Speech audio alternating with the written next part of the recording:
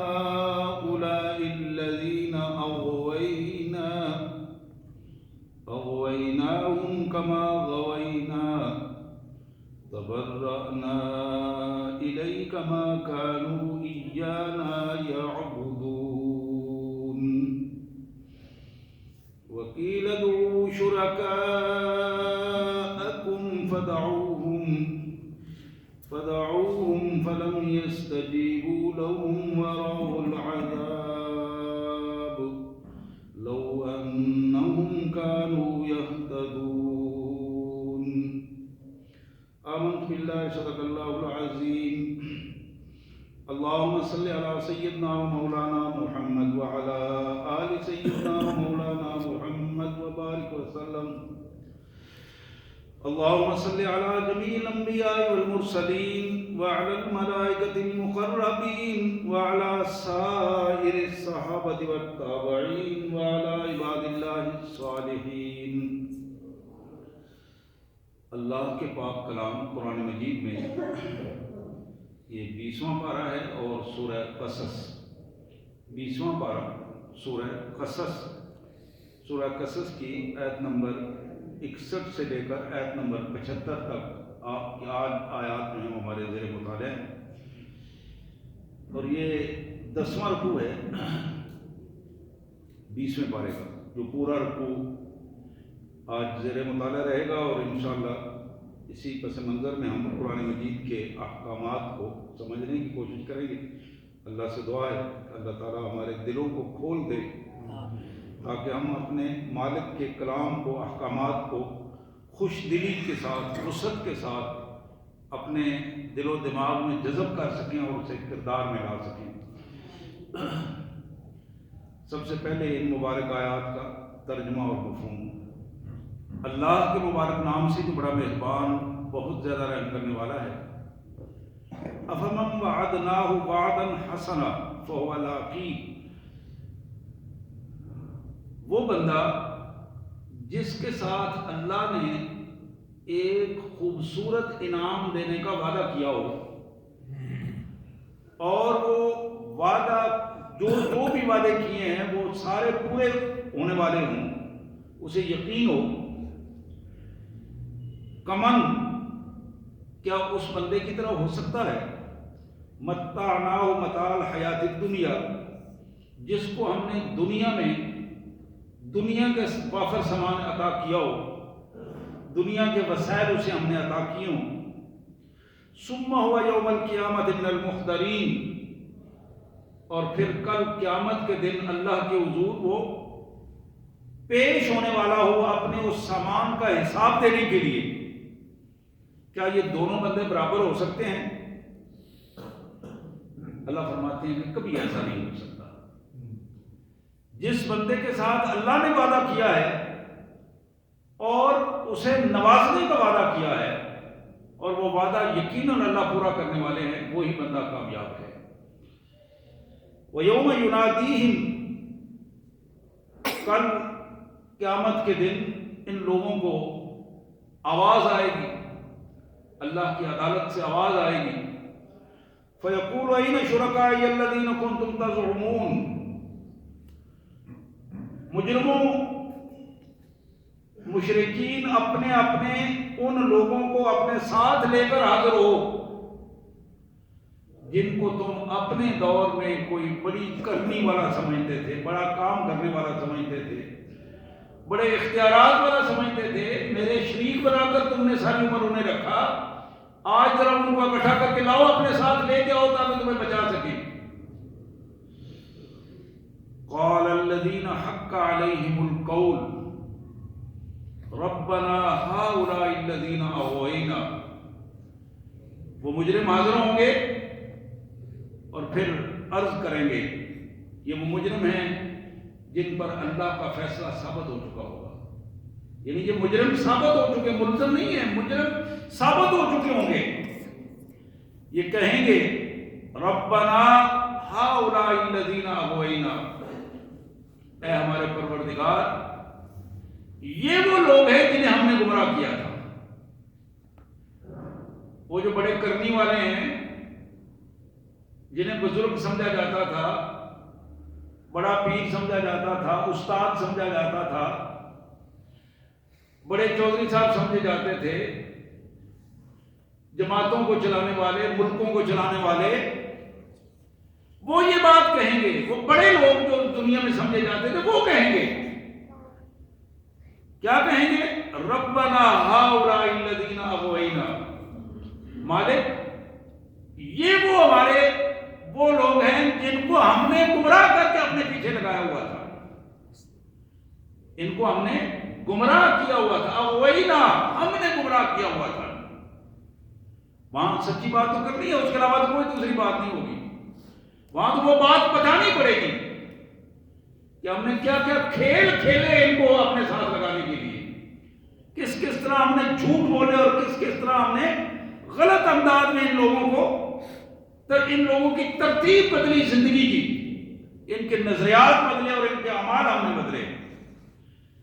اغویناہم کما غوینا، یا اللہ ہماری مجبوری یہ تھی، ہمیں بھی اوپر گمراہ کرنے والے موجود تھے، اصل مسئلہ یہ تھا اغویناہم، ہم نے ان کو گمراہ کیا، کما غوینا، جس طرح گمراہ کرنے والوں نے ہمیں گمراہ کیا۔ اب یہ پوری چین ہے یا اللہ، آپ تو جانتے ہیں ہمیں بھی گمراہ کیا گیا تھا اور ہم نے بھی پھر اپنے ان عوام الناس کو ہم نے بھی گمراہ کیا ہے، ہم نے بھی یہ گمراہ کر کے جماعتیں بنائی، گروہ بنائے، اپنی مخلوقات کو، اللہ کی مخلوقات کو اپنے کنٹرول میں لینے کی کوشش کی۔ تبرأنا الیک ما کانوا ایانا یعبدون، اے ہمارے پروردگار، آج آپ کے سامنے ہم کھل کر اس کا اعلان کر رہے ہیں کہ تبرأنا الیک، ہم ان سے اظہار برات کرتے ہیں، ہمارا ان سے کوئی تعلق نہیں، ہمارا ان سے کوئی تعلق نہیں، ہم ان کے کسی کام نہیں آ سکتے۔ یہ تو دنیا میں جھوٹ جھاٹ ہم بولتے رہے، دنیا میں یہ دھوکہ دہی ہم سب کچھ کرتے رہے، تبرأنا الیک، آج آپ کی موجودگی میں ہم ان سے اظہار برات کرتے ہیں، ہمارا ان سے کوئی تعلق نہیں۔ اور سچی بات یہ ہے کہ ما کانوا ایانا یعبدون، یہ دل سے کوئی ہماری عبادت بھی نہیں کرتے تھے، نہ ہم نے یہ عبادت کا کہا تھا، یہ ہماری عبادت نہیں کرتے تھے۔ اللہ اکبر، استغفر اللہ العظیم۔ وقیل ادعوا شرکاءکم فدعوہم فلم یستجیبوا لہم ورأوا العذاب لو انہم کانوا یہتدون۔ اب اللہ فرمائیں گے وہ جو پیچھے چلنے والے ہیں، پیروں کے ساتھ مرید چلنے والے ہیں، بڑے بڑے شیوخ کے ساتھ ان کے اتباع کرنے والے چلنے والے ہیں، استادوں کے ساتھ شاگرد چلنے والے ہیں، وہ بڑے بڑے جو ملنگ بنے ہوئے ہیں، چودھریوں کے ساتھ اپنے ڈیرہ داری میں وہ جو بڑے بڑے چاپلوس اور اس طرح کے خوشامدی ٹولے بنے ہوئے ہیں، یہ سارے لوگ ایک ہی رنگ میں ہیں۔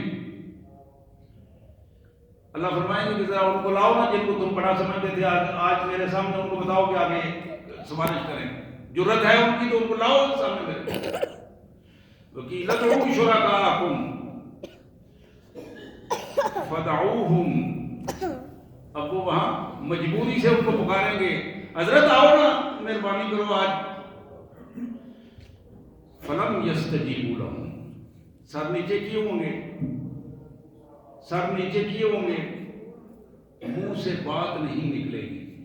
فلم یستجیبوا لہم، ان کا جواب نہیں دے سکیں گے، جواب نہیں دے سکیں گے، خود پھنسے ہوئے ہوں گے پریشانی کے عالم میں، اس پریشانی کی کیفیت میں ان کی زبانوں سے آواز نہیں نکلے گی، نظریں اوپر نہیں ہوں گی، اللہ کے حضور اس کیفیت میں کھڑے ہوں گے، اور حالت کیا ہوگی؟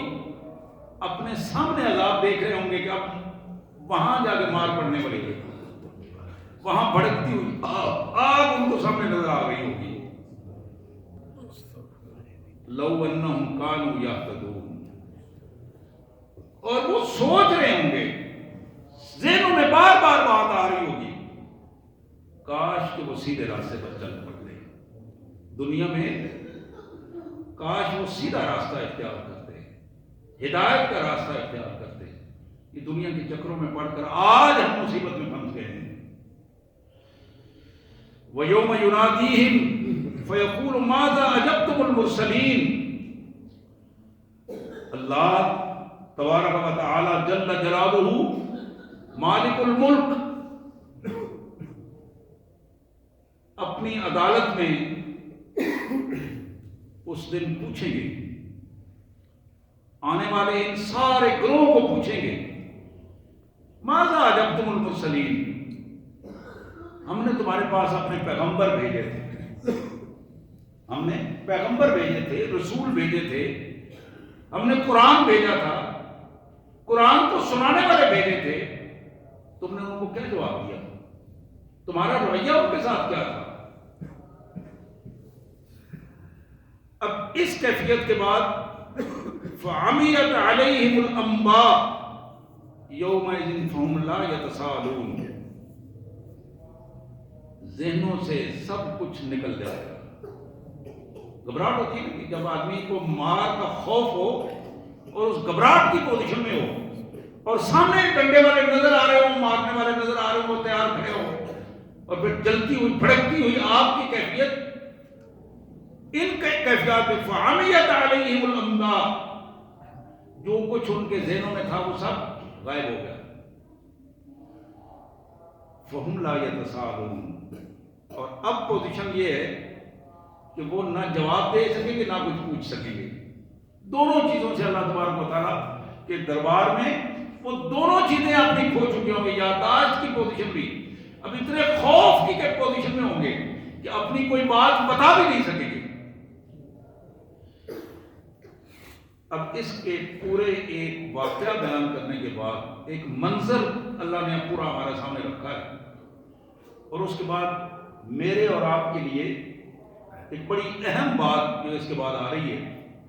فَأَمَّا مَنْ تَابَ وَآمَنَ وَعَمِلَ صَالِحًا فَعَسَىٰ أَن يَكُونَ مِنَ الْمُفْلِحِينَ. اگر تم میں سے کوئی شخص بچنا چاہتا ہے اس کیفیت سے، اللہ کی عدالت میں عزت حاصل کرنا چاہتا ہے، اللہ کی عدالت میں کامیاب ہونا چاہتا ہے، اچھا فیصلہ لے کے آنا چاہتا ہے، انعام لینا چاہتا ہے، جنت میں جانا چاہتا ہے، تو آؤ میں تمہیں بتاؤں. مالک نے فرمایا من تابا، پہلی شرط یہ ہے کہ وہ توبہ کر کے اپنے آپ کو سیدھا کر لے. تابا رجوع کرنا، واپس آ جانا، توبہ کر لینا. اپنی جو گندی زندگی ہے، جہاں جہاں گندگی کی ہے، جہاں جہاں برے رویے اختیار کیے ہیں، ان برائیوں کو، اس شر کو خیر میں بدل دے، برائی کو اچھائی میں بدل دے، جھوٹ کو سچائی میں بدل دے، بد دیانتی کو دیانتداری میں بدلے، اور وعدہ خلافی کو ایفائے عہد میں بدل دے، بدتمیزی، بد اخلاقی، متکبرانہ رویوں کو اچھے اخلاق کے ساتھ بدل دے. تابا فاما من تابا، سن لو کہ جس شخص نے کامیابی حاصل کرنی ہے وہ توبہ کر لے. جس نے توبہ کی وہ آمنا. اب یہ توبہ کے بعد پھر ایمان کی بات کی ہے کہ تجدید ایمان، توبہ کی اور پھر تجدید ایمان، نئے سرے سے ایمان کا دعویٰ جو ہے اسے مکمل کیا. پھر کہا یا اللہ میں تو سچا ایماندار ہوں اور ایمان لانے کی پوری، اپنے ایمان پر پورے کا پورا یقین رکھتا ہوں، اور اسی حساب سے پہلی چیز توبہ، دوسری چیز ایمان، تجدید ایمان، وعمل صالحا، تیسری چیز یہ ہے کہ اپنے کردار کو بدل دے، کردار کو بدل دے. فَعَسَىٰ أَن يَكُونَ مِنَ الْمُفْلِحِينَ. جو بندہ بھی یہ تین کام کر لے گا، اللہ فرماتے ہیں کہ اسے یقین رکھنا چاہیے کہ وہ کامیاب ہوگا. یہ مفلح ہے، یہ فلاح پا گیا ہے، فلاح پا گیا ہے. لوگ پوچھتے ہیں نہیں کامیابی کے کہاں ہوگی، کامیابی کیسے لیں گے؟ حالانکہ 5 وقت ان کے کانوں میں یہ بات آتی ہے، حی علی الفلاح، حی علی الفلاح، ادھر آؤ کامیابی ادھر ہے. پتہ نہیں ادھر کامیابی، وہ آوازیں آ رہی ہیں، بار بار آوازیں آ رہی ہیں. کامیابی اللہ کے حضور آنے میں ہے، اللہ کے قانون کو تسلیم کرنے میں کامیابی ہے. تو میرے پیارے بھائیوں، یہ تین مراحل جو قرآن نے بتائے، پہلا مرحلہ تابہ، دوسرا مرحلہ آمنہ، اور تیسرا مرحلہ ہے وعمل صالحا. اس پہ ہم تھوڑی سی بات کریں گے.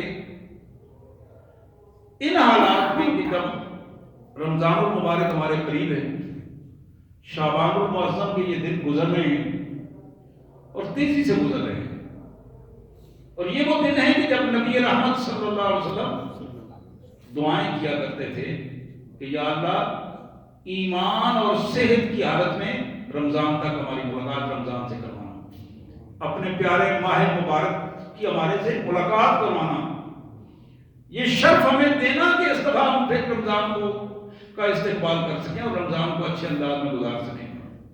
اللہ کی توفیق کے بغیر ممکن نہیں ہے. اللہ کے نبی صلی اللہ علیہ وسلم بار بار دعائیں فرمایا کرتے تھے. ان حالات میں کہ ہم رمضان کا استقبال کیسے کریں؟ فَأَمَّا مَنْ تَابَ، توبہ. اب تک جو کچھ کیا ہے، زبان سے کیا ہے، ناک سے کیا ہے، آنکھوں سے کیا ہے، ہاتھوں سے کیا ہے، پاؤں سے کیا ہے، دماغ سے کیا ہے، دل سے کیا ہے، شرمگاہوں سے، یعنی جسم کے کسی بھی حصے سے جو اللہ کی نافرمانی ہوئی ہے، اس اللہ کی نافرمانی پر اپنے اللہ سے توبہ کر لیں.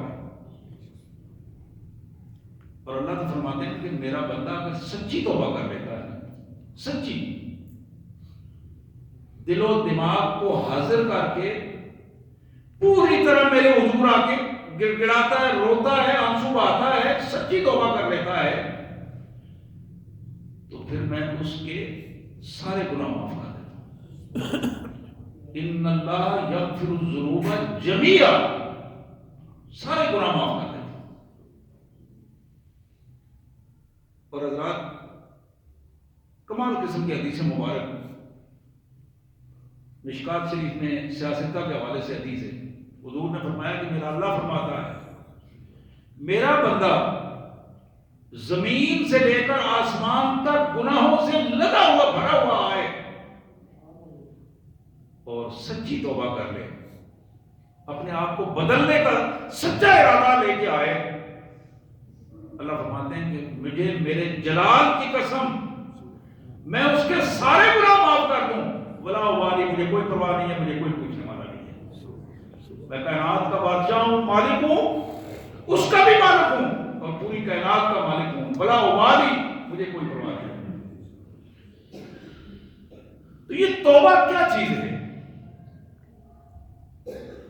میں نے پہلے عرض کیا کہ توبہ کا لفظی معنی ہے واپس آنا، یعنی انسان فی نفسے ہی برا نہیں ہے. انسان برائی سے نہیں پیدا ہوا، برا نہیں ہے، یہ اچھا ہے، اس کو اچھائی میں پیدا کیا گیا ہے. آپ سب نبی کی اولاد ہیں، حضرت آدم علیہ السلام کی اولاد ہیں. نبی کی اولاد پوری تو نہیں ہو سکتی، رسول کی اولاد ہیں، جناب آدم علیہ السلام کی اولاد ہیں. اب وہ اولاد تو نبی کی تھی، لیکن شیطان کے ہتھے چڑھ گئی اور شیطانوں والے کام کرنے شروع کر دیے.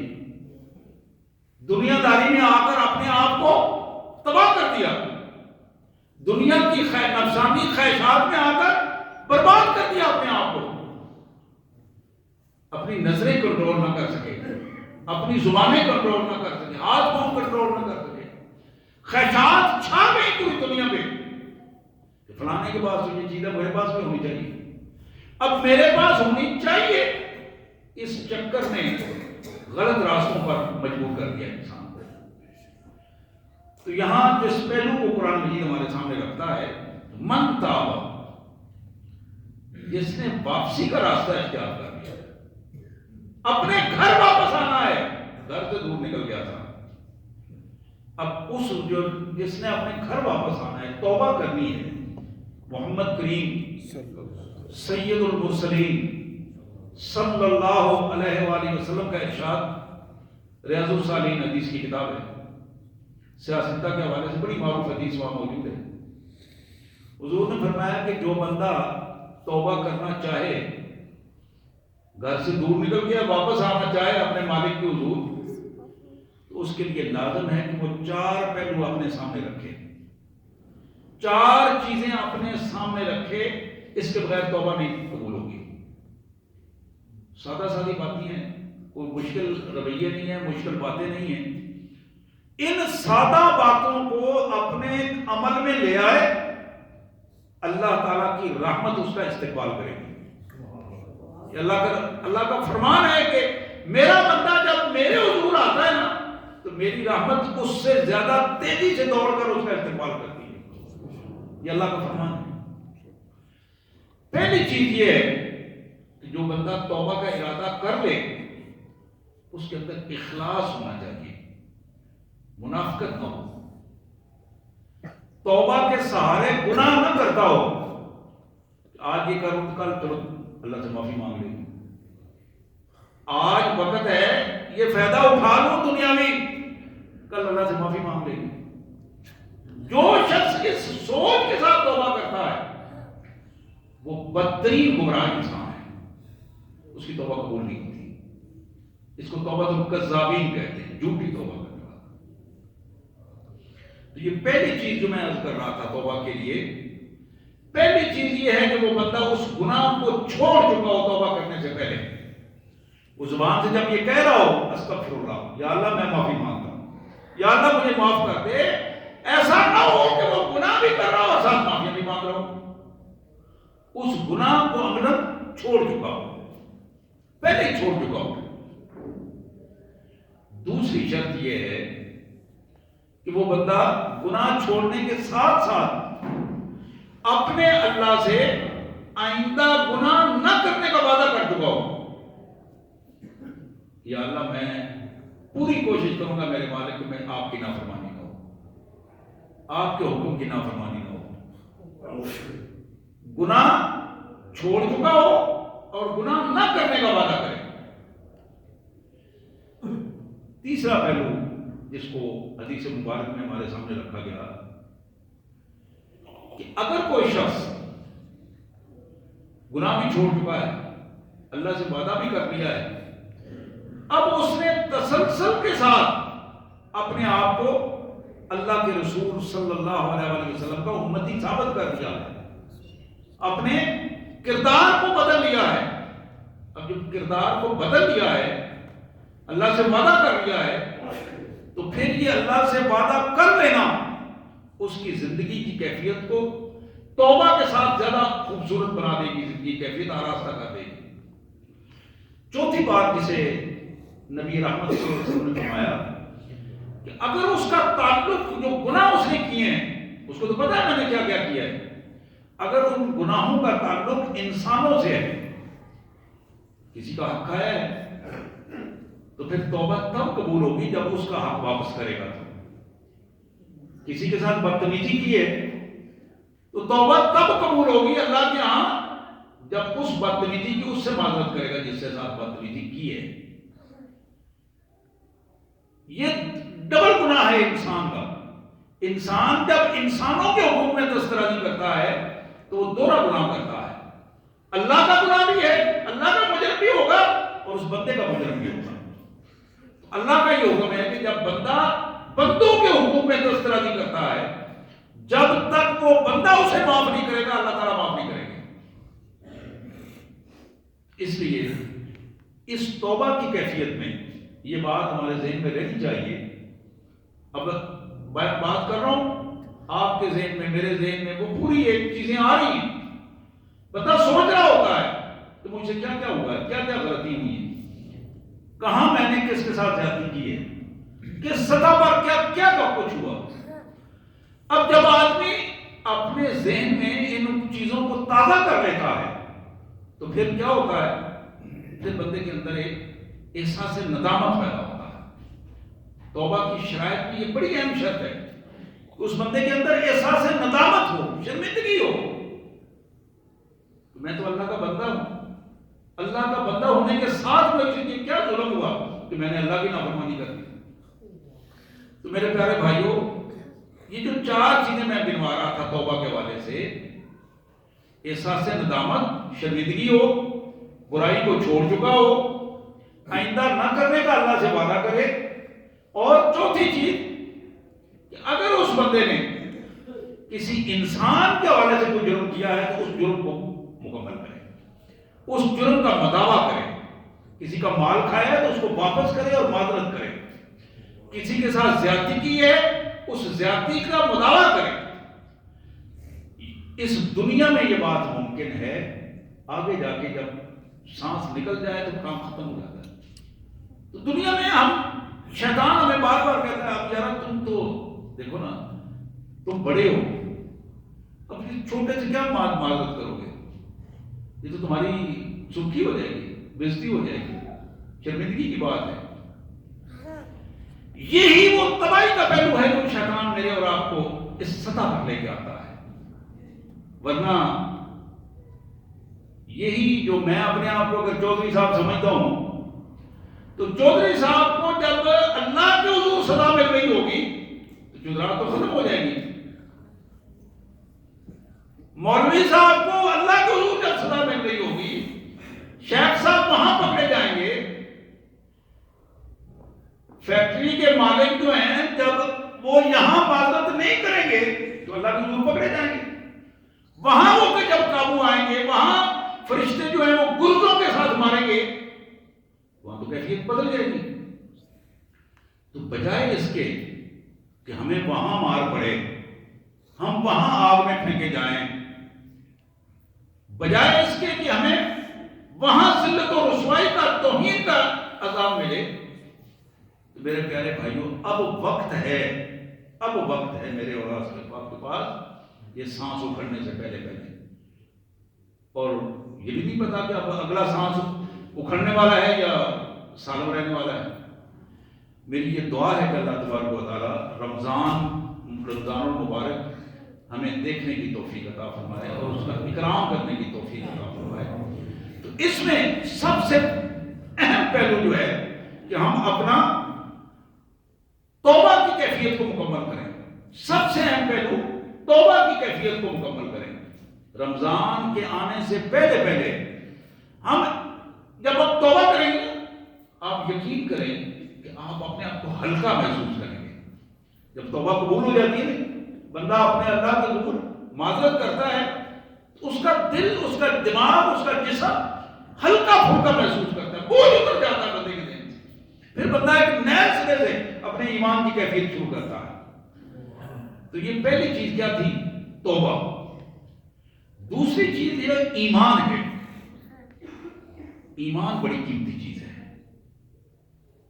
یہ ایک ہی سکہ ہے، ایک ہی کرنسی ہے جو آخرت میں کام آئے گی۔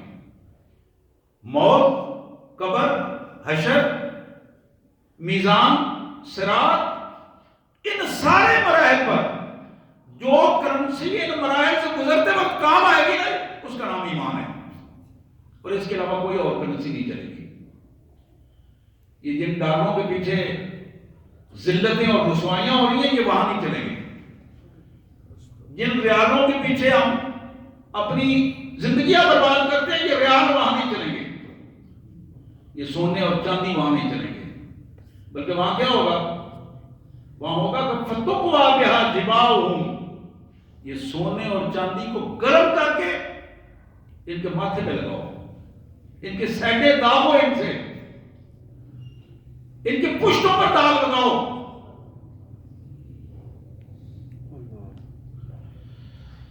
استغفر اللہ و نتوب الیہ۔ وہ ایک مسلمان ملک جب فتح ہوا تو فتح کرنے والا کافر اس مسلمان بادشاہ کے محل میں بیٹھ کر صبح کا ناشتہ کر رہا تھا، اور بادشاہ زنجیروں میں جکڑا پڑا تھا۔ اس نے کہا اس کو بھی کھولو، اور اس کو ناشتہ لا کے دو. اور ناشتہ اس نے کہا میں وہ نہیں جو میں کر رہا ہوں، یہ تو میں تو سادہ بندہ ہوں، سادہ ناشتہ کرتا تھا. کہ اس کو ہیرے جواہرات اور موتیوں کے باول بھر کے نا، پیالے بھر کے، وہ بڑے بڑے برتن اس کے آگے رکھو ناشتہ کرنے کے لیے. وہ ہیرے جواہرات سونے. تو وہ مسلمان بادشاہ جو مجرم تھا اس وقت پکڑا ہوا تھا، اس نے کہا سر جی یہ میں کیا ناشتہ کروں، یہ کھانے والی چیز ہے. اس نے کہا تم نے ساری عمر یہ بدماشی کی ہے کہ ان چیزوں کو اکٹھا کیا ہے، اور تم نے لوگوں کی چیخیں نہیں سنی ان کے ساتھ کیا کچھ ہو رہا ہے. ان کی چیخیں تم تک نہیں پہنچی اور تم نے یہ پتھر اکٹھے کیے ہیں. آج تمہارے لیے یہی ناشتہ ہے، کھاؤ، اسے تم نے کھانا ہے. آج میرا ملک بھی 75 سال سے ان ظالموں کے پنجے میں ہے، جن ظالموں نے یہ ہیرے جواہرات اور سونے اور چاندی اور ڈالر اور ریال اکٹھے کیے ہیں. اور ان بدماشوں کو یہی ایک وقت آئے گا کہ ان کے سامنے انہیں جہنم کے اس آگ میں تباہ کر ان کے پیشانیوں پر، ان کے سیٹوں پر اور ان کے پشتوں پر لگائے جائیں گے. ان ظالموں کو لگاؤ اور ان کو بتاؤ کہ تمہیں اس غریب کا چولہا نظر نہیں آیا تھا جس کے بچے روتے روتے سو گئے اور انہیں کھانا نہیں مل سکا، انہیں سکول میں بستہ نہیں مل سکا، تعلیم نہیں مل سکی. یہاں اس کیفیت کا قرآن ذکر کرتا ہے اس وقت سے پہلے کہ تمہاری گرفت ہو. آج وقت ہے کہ تم اپنے آپ کو درست کرو اور تجدید ایمان کرو، اور اپنے آپ کو درست کرو گے، ایمان کی سلامتی حاصل کرو گے، پھر جا کے تمہاری کامیابی کی صورت بن سکتی ہے. تو میں عرض کر رہا تھا یہ ایمان کی کرنسی ہے جو وہاں چلے گی. تیسری بات وہ عامل صالحا، اخلاص کے ساتھ اپنے آپ کو درست کرو، عمل اپنے ٹھیک کرو. آج ہم کہتے ہیں دوسرے کو یہ تو میں تو بالکل ٹھیک ہوں، مسجد میں بعض اوقات نماز بھی پڑھتے ہیں، اذانیں بھی دیتے ہیں، خطبے بھی دیتے ہیں، لیکن ذاتی زندگی میں مفادات کی کیفیت ختم نہیں ہوتی ہماری. جھوٹے مفادات، جھوٹی گواہیاں دے کر، جھوٹ بول بول کر، حرام چیزیں اکٹھی کر کے ہم بڑے مطمئن ہوتے ہیں کہ نئے ماڈل کی گاڑی میں سفر کر رہے ہیں، 5-5 کروڑ کی گھڑیاں پہنی ہوئی ہیں، لکھوں کھا پیسے لگا کر میں نے موبائل رکھا ہوا ہے، اس لیے لوگ کہیں کہ یہ بڑا امیر آدمی ہے. ذرا آج میں نے دیکھا کمال ہے، وہ میاں صاحب، وہ خان صاحب، وہ چودھری صاحب، وہ فلانے صاحب